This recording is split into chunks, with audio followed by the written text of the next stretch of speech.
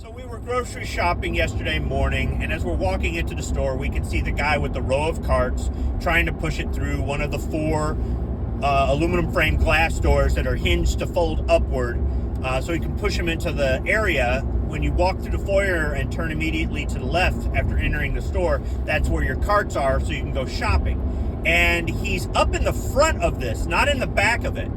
And he's at the door, and he's not moving. He's standing up and everything. He's not screaming out in pain. He doesn't look like he's bleeding or anything else like that. He's just calmly saying through the door, "I'm stuck." And I'm thinking, stuck? What the fuck do you mean you're stuck?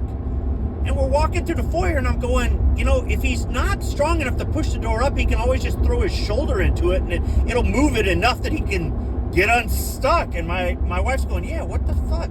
He's a small guy, right? All right, he's not, doesn't look like he's that strong, but still, this is not, like, what the fuck? What do you mean you're stuck, right? So I walk around to the other side. Now I can see better.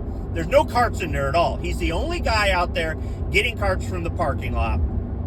And he's got one of those little electric motorized things with the two wheels on it. I think they operate it with a remote control. You put the whole row of carts on there. Instead of pushing them manually, which I've seen people do, you have this thing push them around and whatnot.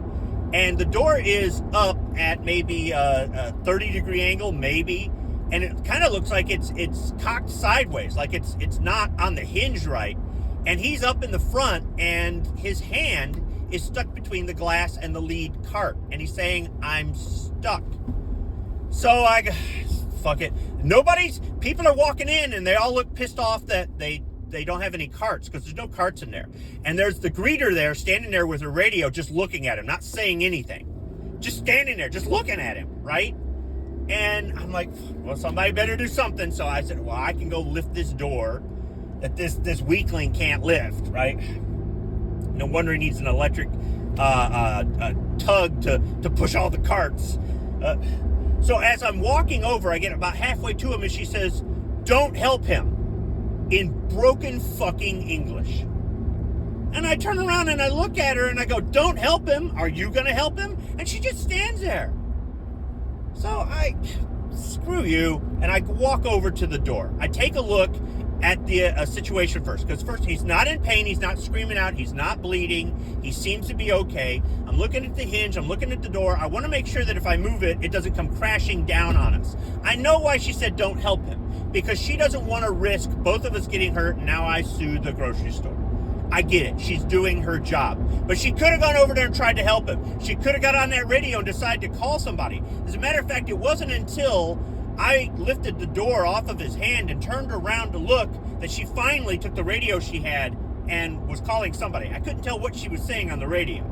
But none of the other store employees that were there were helping. None of the other customers were helping. And this guy was an idiot. And he couldn't help himself. He just didn't know how. So I told him, I said, I'm going to lift the door a couple inches. We don't want to move it too much, all right, because it's broken. And then you can get your hand out of there. So after he got his hand out of there, I took a look at him. He was fine. It wasn't red. It wasn't bruised. He could move it around. He didn't break it. He was not bleeding. He was fine. He just pinched it in there, and he was fine. I couldn't figure out why he was at the front of the cart, though. And I said, hey, look, we need to lower this door back into the vertical position. You don't want to go through this. The hinge, it's broken at the pivot, and the only safe way is to lower this back down and have somebody fix this. So we need to back these carts up. And he goes, we can't. What do you mean we can't? He goes, the battery on this thing died. I go, all right, so can we release the brake on it? Is there a neutral or something like that? He goes, no. I go, do you have another one we can hook up to it and drag this thing back? He goes, no, it's the only one in the store, and it just died on me as soon as I come to the door. And I'm thinking, this is great. This guy's an idiot. They hired an idiot to do this job, and his manager didn't make sure that this thing was properly charged for him, or that he was charging it. They didn't make sure they've got a second one in case this one breaks, and there's nobody else out there helping. Meanwhile, all these customers are walking by. Nobody wants to do anything for him. It just sucks. It does.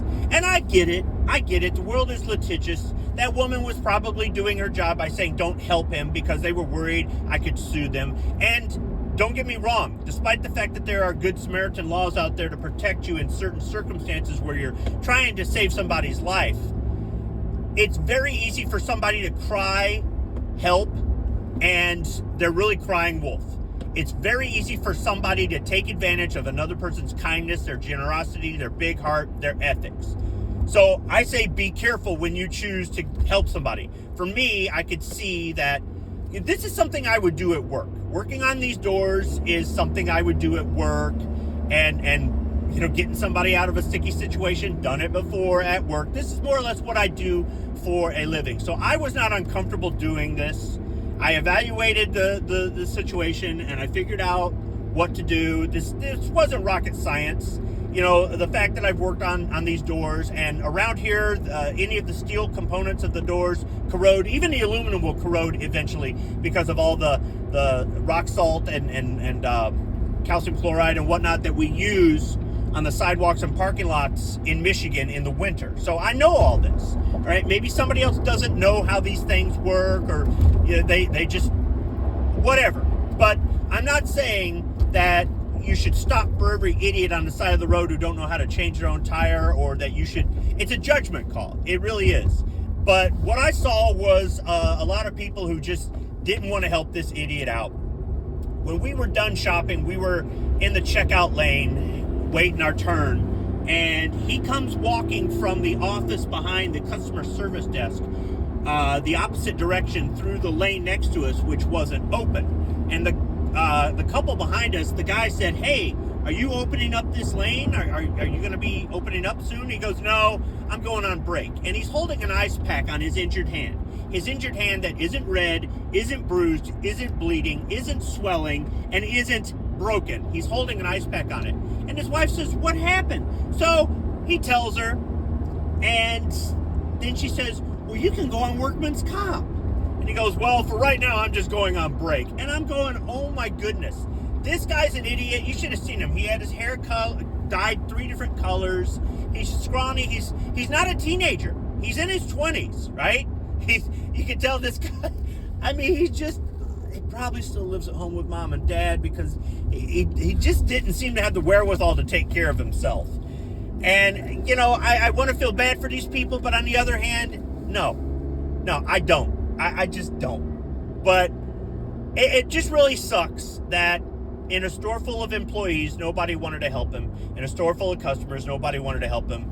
And in this day and age, you've got to be careful who you help, who you give a ride to, who you open your wallet to, who you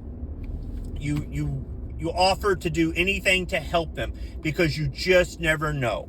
You just don't know. And some of these people who are asking for help are genuinely in trouble and need some help. They don't know what to do and they need some help. And other people are simply just taking advantage of you.